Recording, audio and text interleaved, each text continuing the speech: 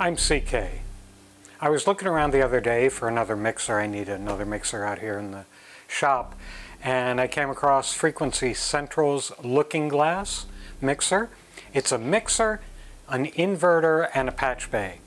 It's got your standard it's got 5 inputs, and it's got 5 normal outputs, and it's got 5 inverted outputs, and a matrix of buttons on the front panel that allow you to route whichever signals to mix in with whatever else, and each input has its own attenuator.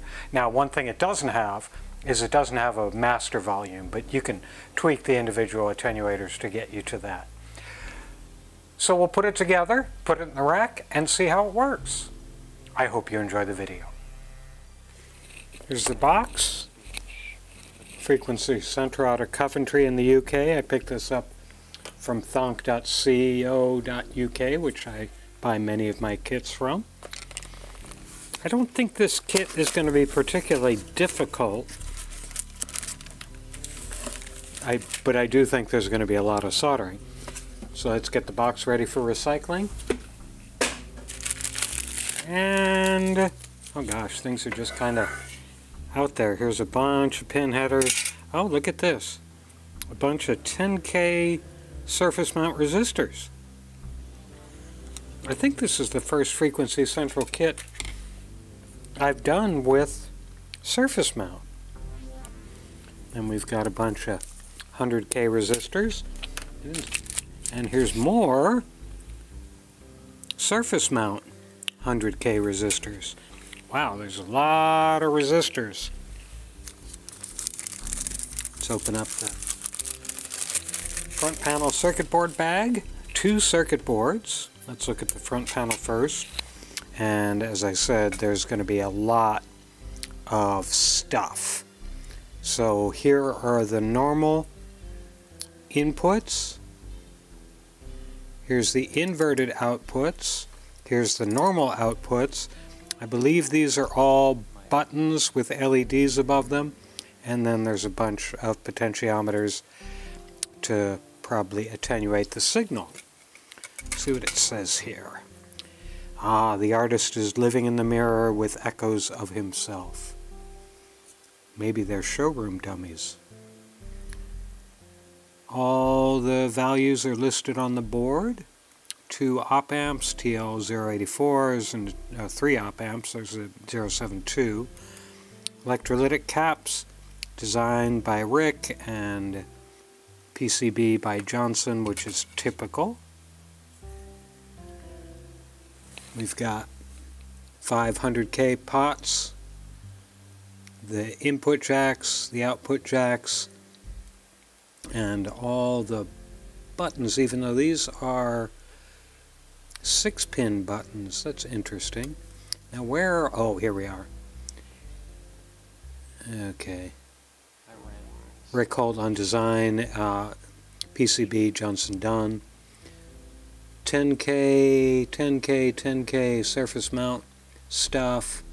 And then there's 100K, 10K on the top, 100K on the bottom. Maybe the 10K is just for the LED, current limiter on the LED. So this is going to be interesting simply because there's not a ton of space between these surface mount and these LED leads, surface mount and these switch leads.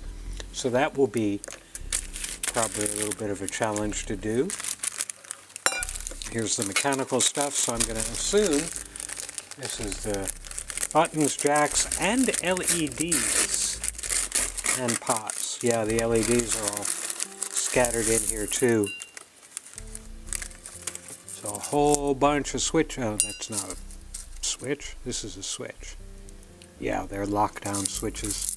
Where are the keycaps? And here are all the button caps that we'll be putting on. All the LEDs and more resistors. How many resistors do we need? More 10Ks and more 100Rs. 500Rs. I guess they probably go by the inputs. Where do these 100Rs go? Seriously, where do the 100 Rs? Oh, they go over here. Huh, that's interesting.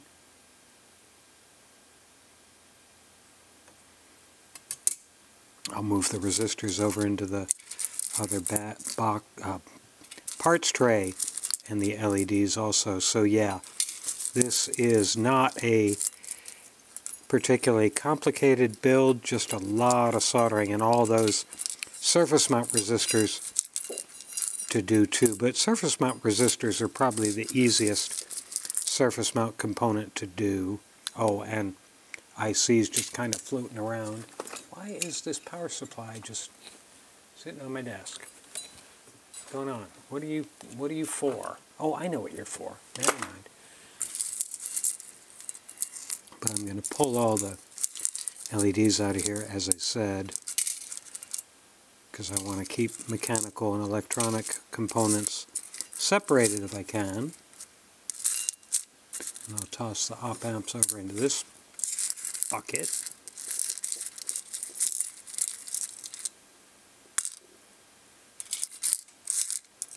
A couple of electrolytics, big electrolytics have 4.7, 50 volts. I'm sorry, that's not 4.7, that's 47.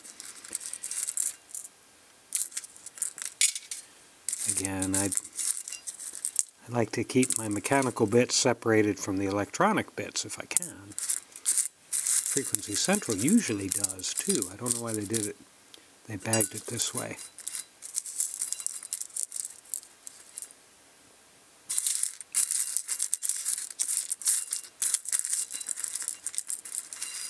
But that's it. So we'll get the soldering iron heated up and start putting this thing together. So I zoomed in a little tighter because we're going to do the surface mount components first. And I was right, the 10Ks are for current limiting on the resistor, the 100Ks are for the signal. Now, to start, I'm going to be using some thinner solder. This is my .025 flux solder from MG Chemical. I like it very much. So I'll get that ready. Now I'm going to dump all the 10K resistors in my little parts tray so we can manipulate them better. Now you don't want to mix them up. You don't want to get both 100K and 10K at the same time. Don't do them at the same time. You could, but then you're going to be straining your eyes to look at the value on the resistor. Better to just say everything in here is 10K. Now what the build guide recommends is you tin all the pads and then put the resistors on them. I don't do that. What I do, because it works better for me, is I tin one pad of each position, and then after I've got the resistor on that set, I will solder the other side. Just works better for me. And the reason why is because when you tin these pads, you get a little dome, and if you tin both sides, as you're trying to do one end to sink it into the solder, it tends to rock on the other domed side. So I just do one side at a time. I'll go ahead and let me finish tinning this row, and I will do one just so you can see what I'm talking about, because I'm going to probably speed up most of this. It's just going to be a lot of positioning and soldering. So I'm going to do this surface mount position first. So I get my little tweezers. Always get a good pair of tweezers. I've got a video on my channel about tweezers. And we'll pick up one resistor and we'll put it near that pad there. And now I'm going to get my soldering iron and and heat up the solder I put on there and slide the resistor onto it. Now that end is connected, it's not going anywhere. Now I will do the other side. Again, I don't like to tin both pads because I found that it just makes the resistor a little more difficult to control. So that's it. That's one surface mount resistor done. As you notice, in some ways this is easier than a standard resistor. You don't have to bend the leads. You don't have to trim leads off at the end. As long as you get a little comfortable with surface mount, you'll find that the resistors in particular are easier to do with surface mount than they are with through hole. Now, as we go through this, I'm only tinning the 10K pads because I don't want to confuse myself and accidentally put a 10K resistor where a 100K goes.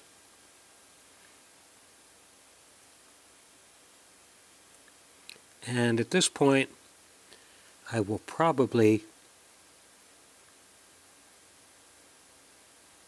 speed up the playback and go through this pretty quickly, because you've seen what I do to surface mount a resistor, and of course I dropped it on my bench, as long as I didn't drop it on my floor, because if I drop them on my floor I never ever find them. That's why I've got a bunch of spare surface mount resistors. I'll show you that for a second, because since I am going to go ahead and speed this up.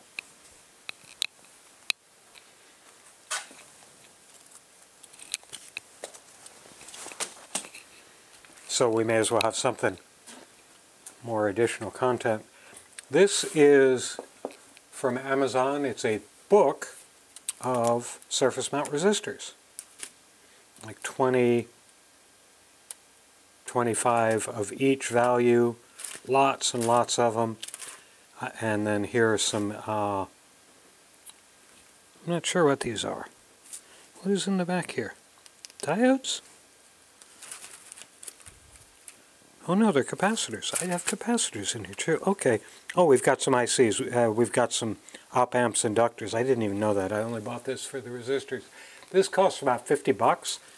But if you're going to do surface mount, you are going to drop them on the floor. And you are going to lose at least one. So grab a bunch of these books of different sizes.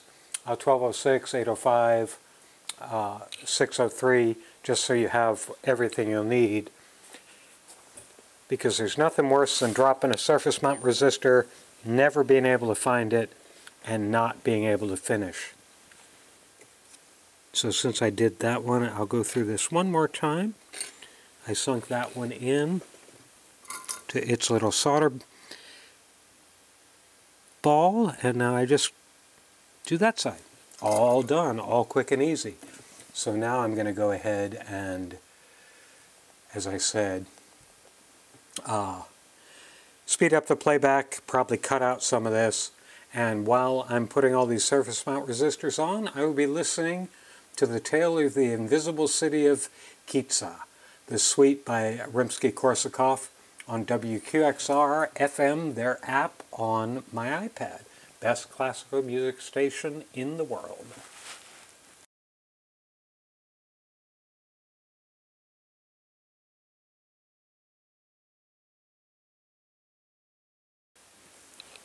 And that is all the surface mount resistors.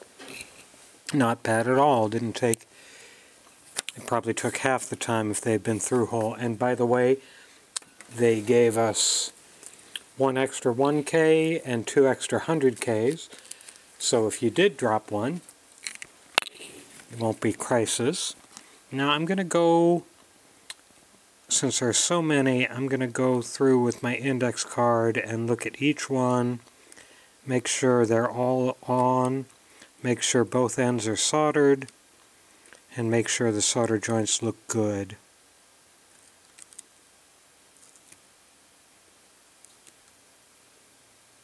And they do. With all those surface mount resistors, we might think we're done with resistor time for today, but no. We've got 25 or so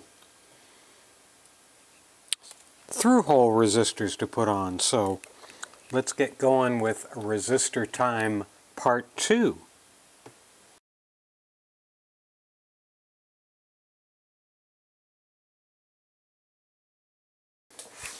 And that, my droogs, is truly the end of resistor time for tonight.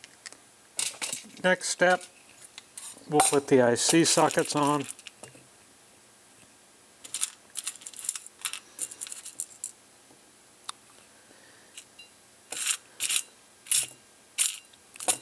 Where's the other one? One other thing you might notice when you look at this backboard that holds the op amps and all these resistors, you'll notice that there are 2 capacitors smoothing the input, which may be necessary, may not be, but there's nothing else. There are no diodes, there are no decoupling caps. It's a very simple power path that doesn't have the standard stuff that usually goes with it. Just interesting to note. So we'll take our, I think I'll do this differently tonight, just to show a slightly different technique. Put that in there, grab out a pair of locking tweezers, grip it like that. It's not going anywhere, except my solder went somewhere. Here it is, here's some. Now one thing is the locking tweezers, while they hold this end down pretty well, they don't hold the other end down. It's a little bit angled up. So I'm going to take them back off, push down on the socket, reheat that leg, and it'll go in place flat on the board. This one I'll just use my typical pinky finger on the back.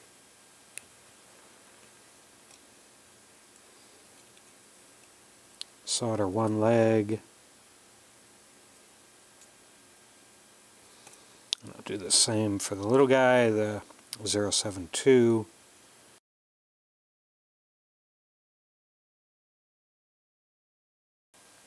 Now we'll put the power header on. So it'll go here, and it is keyed. The mark on the board showing it's keyed to the notch there, but because we are suspicious by nature, I will take power cord and actually try the keying. And yeah, the red stripe is going to the red stripe indicator on the circuit board.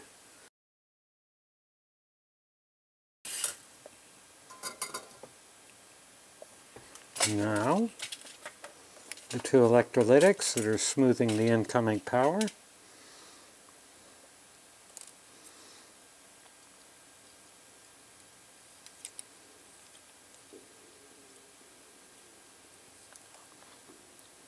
Positive lead is marked very clearly on the board.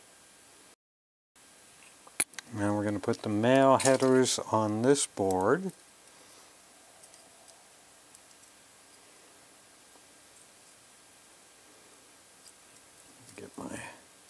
I should do it this way, just because I'm right-handed. I get my other little side cutters in there. Snap that one off. I wonder if it made up the exact right size. No, it didn't. Still 2 pins.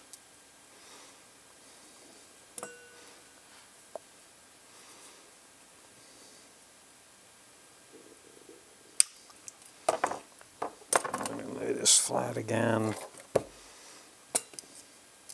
Now besides the silk screening on the board, we know this goes with the male pins going that way because the power connector's on this side, meaning this is the back of the unit.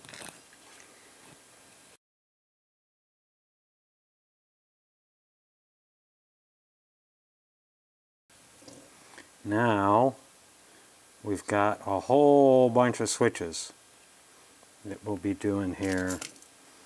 Yep. Let's see how these fit. These fit snug now.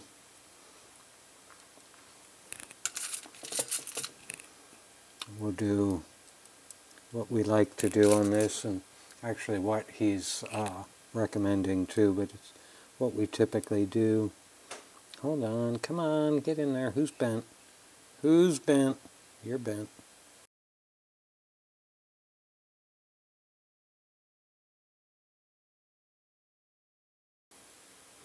I'll pick up my soldering pad, put it there, flip it over like that.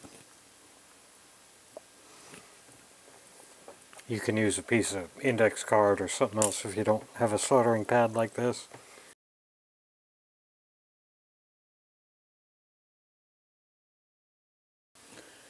Now we'll see if any of them need to be manipulated to be... Oh man, those are all snaggly, aren't they? Okay, I'm going to have to do a lot of touch-up on this. That's okay. That's why we only did one pin at a time.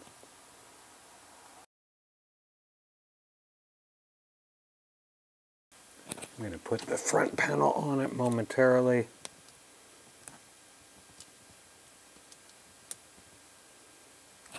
That should be good. There's enough. If you look at, if I put one of the caps on, see that there's plenty of slop. There's, geez, 1/16 of an inch. There's 1.5 millimeters all the way around the circumference of that cap.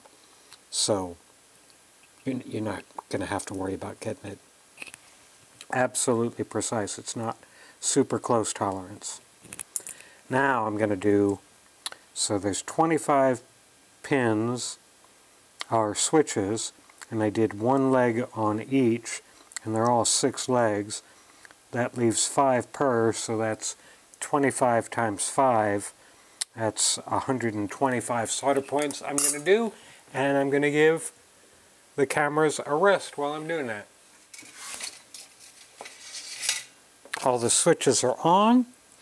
Now I'm going to go ahead and, as before, I'm going to look at all my solder points, and I'm doing 2 things here. Besides looking to make sure the solder points are all fine, I'm also making sure that when I was soldering these switch legs, I didn't dislodge or otherwise mess around with the surface mount resistors already in place, because you got to kind of work around those surface mount guys, and that can be a little touchy sometimes.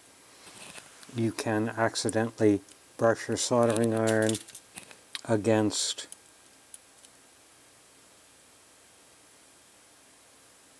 one of the surface mount components already installed and dislodge it, or bridge solder, or do something like that. So just be careful.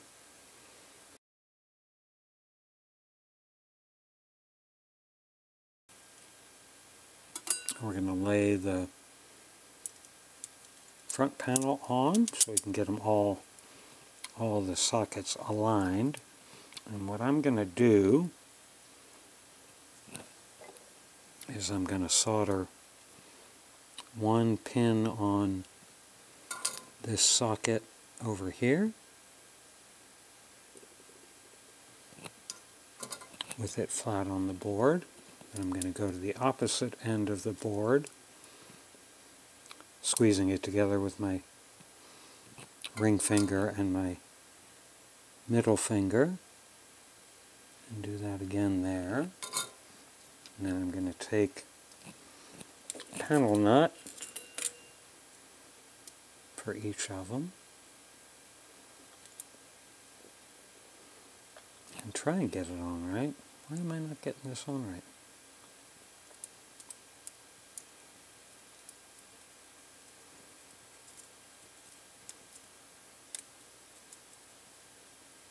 Snug that down, just finger tight, not very tight.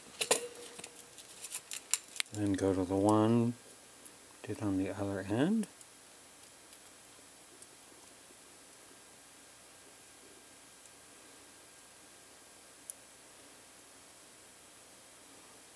Try and get the panel nut started. I'm not doing well tonight. Come on, panel nut.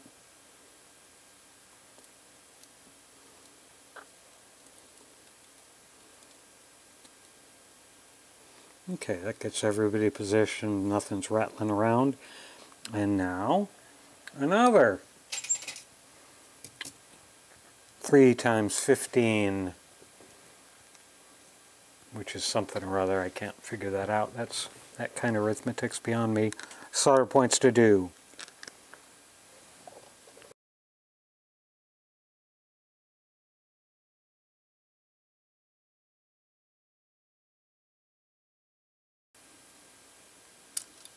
Now we'll put the pots on, and they're all B100K. So we'll solder them in a minute, but I'm going to put all the LEDs through now.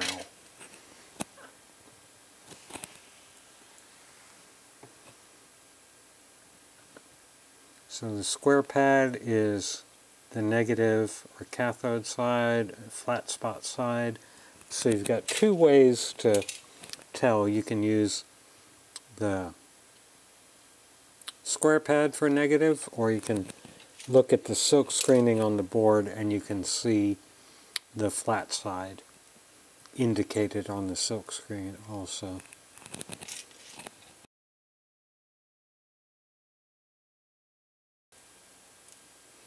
Now, a smart and patient person would have tested all those LEDs before putting them on to make sure they all worked, but I am neither smart nor patient, so we'll just deal with what we get. So now I will again put 2. I could put all the panel nuts on right now, but I'm not going to. Just in case something goes in an unusual direction as I'm putting the LEDs and soldering the LEDs and the pots in. So we'll just put 2 on again.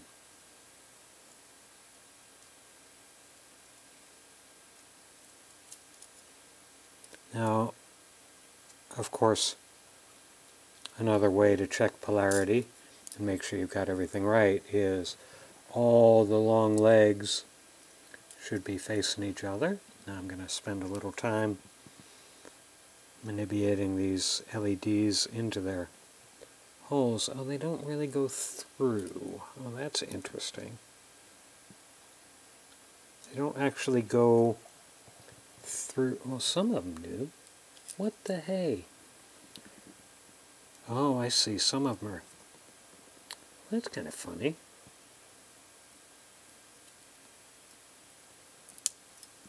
Some of them are closer to the switches than others.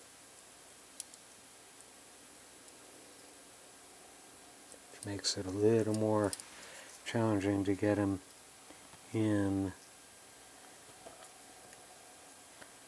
But my pointy thing will help me.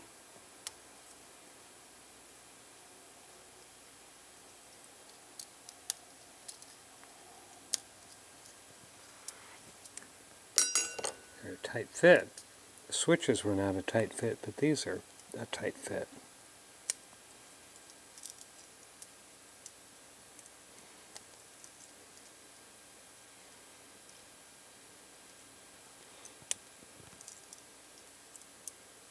But that's also good because they're not going to go anywhere. Some of them are not. Huh, interesting.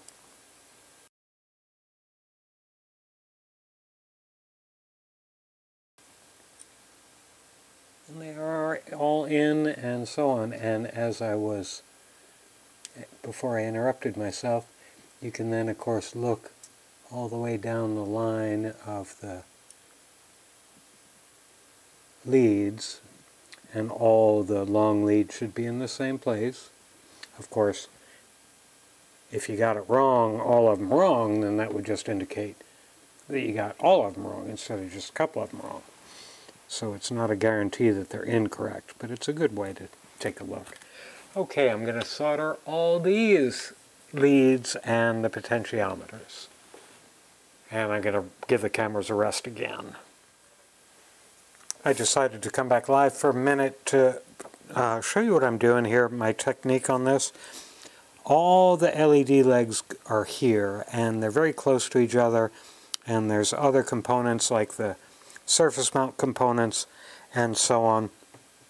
So what I did was I did one leg on each of the LEDs and verified that they're all through the panel. Then I cut off the outside leg here, and I'm going to do the inner leg on each of them.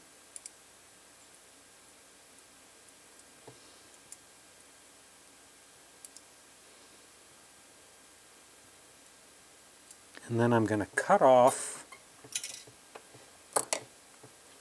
these leads that I just soldered and the short lead that I soldered to make sure everything was on the board.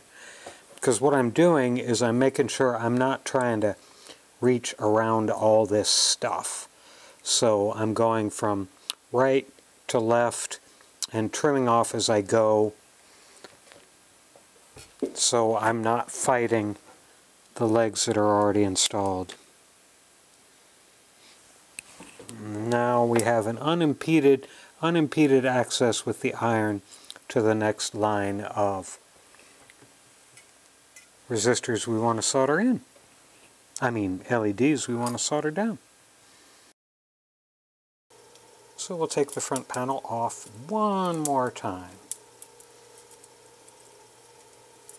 And then of course I've got to get my pin header cutting pliers,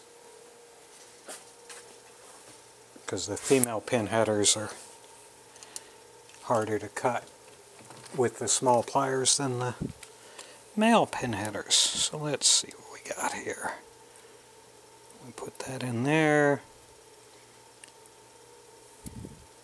and it doesn't go all the way in, but it can line me up. And again, with female pin headers, you're always going to sacrifice a pin. Male pin headers, you're not. Okay, so that will be fine for that one. See how much we have to cut off on this one.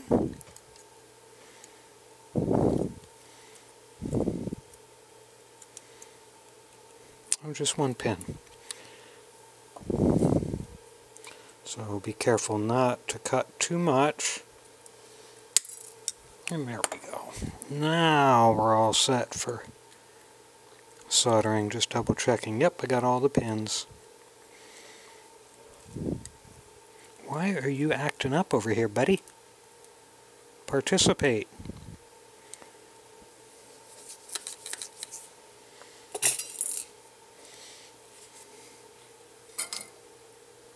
One pin here. Come on.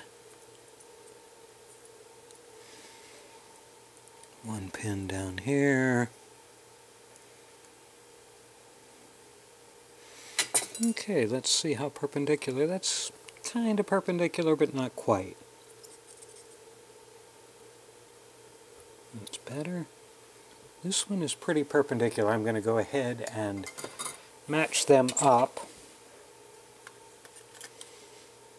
Make sure it will go together in this configuration. In fact, I could just shove them together right now and then solder them. May as well. I'll just shove them together. Then that makes sure nothing's going nowhere. Now I'll solder all these pins.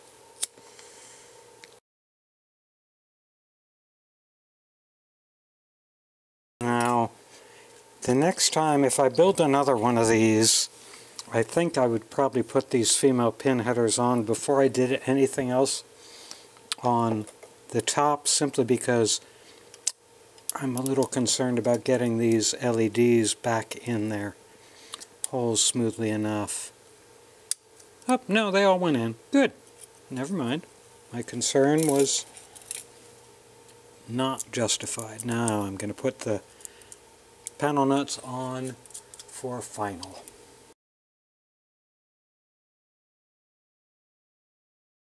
Now it's time to carefully press on 25 button caps.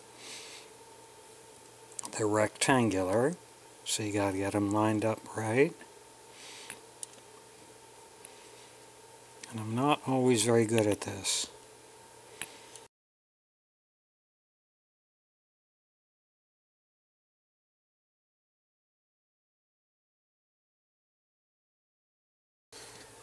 Well, the button caps are on. Not hard, just kind of tedious because you can't see where the little vertical, where the slot that the handle goes in is, but so you just mess around with it until you get it done. I'm actually kicking all the buttons to the off position, out. There we go. And as you can see, again, there's a lot of slop around the button. Now the final thing, we'll put the ICs in.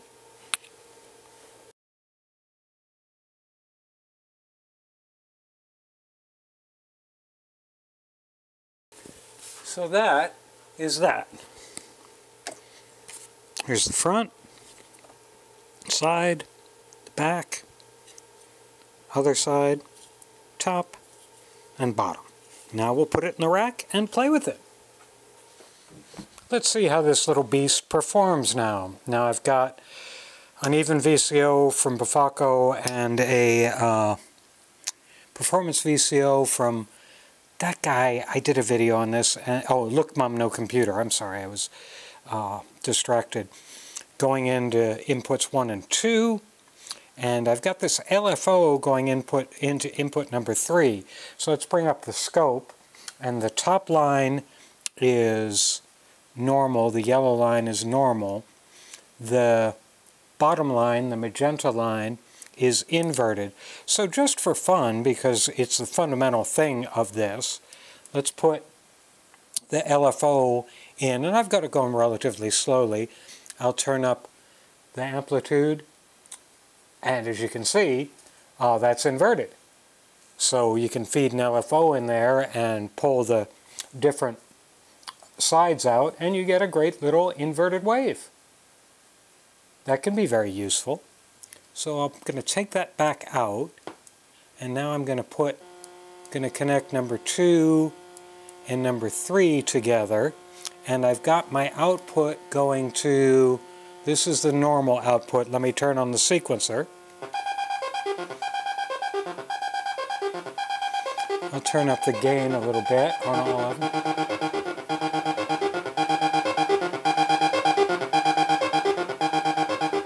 So as you can see, as you expect, it allows you to mix in.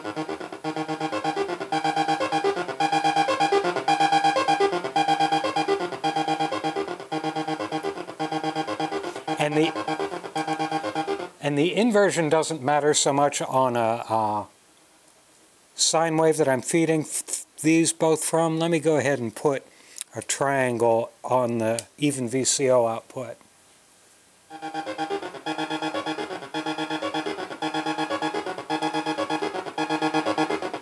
I'm going to mix in the LFO. What does that sound like?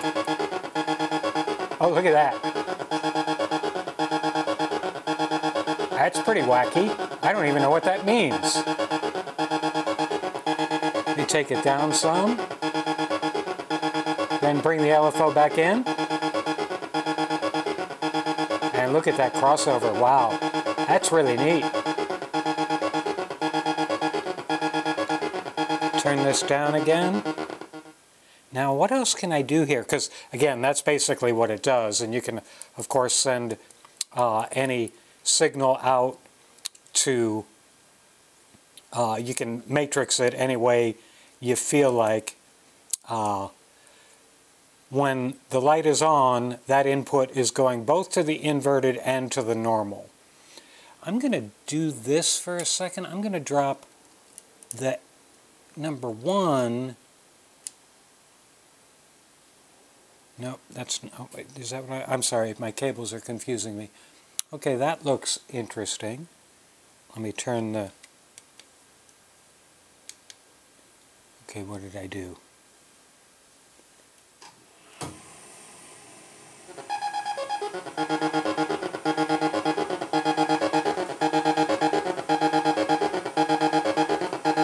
So that's the output from there. I'm going to go the output to normal, see if that makes any difference.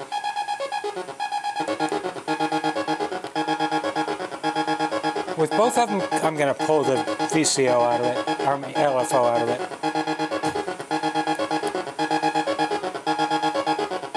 I don't know where the magenta line went. Oh, I know where the magenta line went.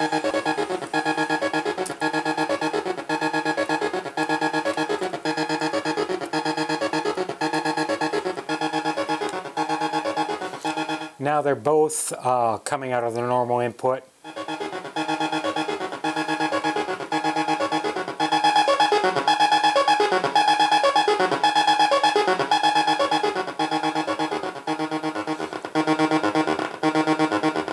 So again, pretty much what you'd expect from a mixer. I'm going to do something else with the LFO. Okay, there we are again.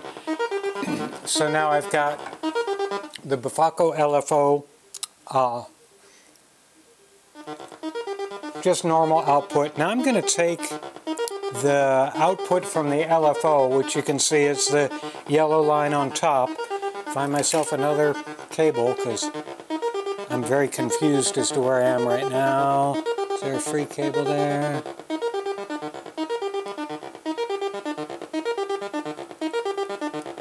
So I'm going to take that and put it in frequency mod. Speed it up a little bit.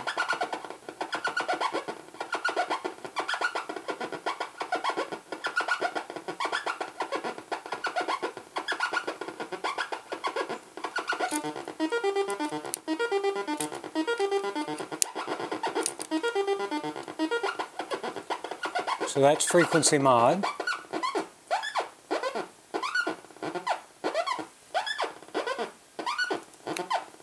And I can pull it all the way out, bring it back in.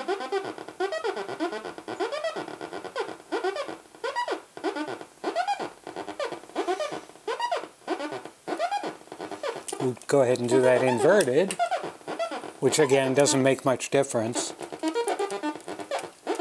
But I think you can see what I could be doing here. Let me see, where is... I'm going to take the other LFO, the other oscillator in. You can hear both of them now. And if I could find another cable, I'm sure I got something I'm not using here.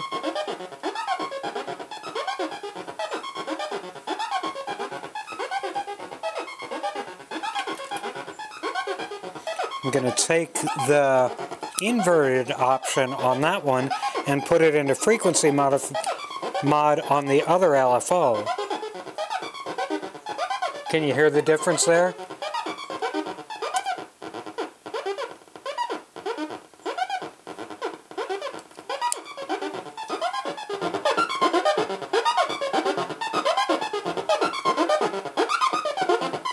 Make the amplitude really high.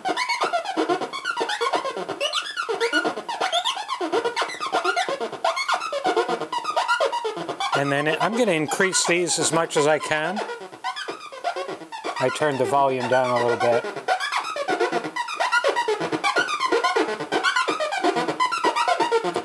Take the LFO, complete intensity.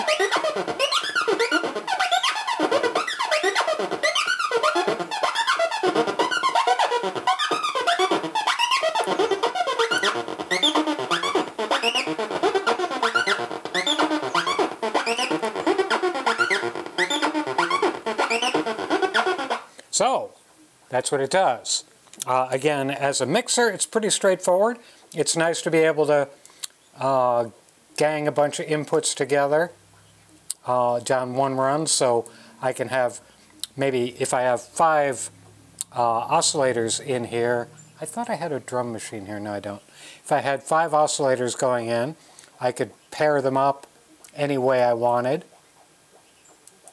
all the way across on the 5 outs. I can do inverted, I can do whatever. The inverted and the normal is very interesting for, again, for the LFO. Excuse me. So that's what it does. Excuse me again. That's what it does. It's a relatively straightforward build, just a lot of parts, not anything too particularly difficult after you get through the surface mount components. And just take your time with that, and take a lot of deep breaths if you haven't done it before, and just go slowly and you'll be fine. And then put it together and it works just great. Another fine product from Frequency Central.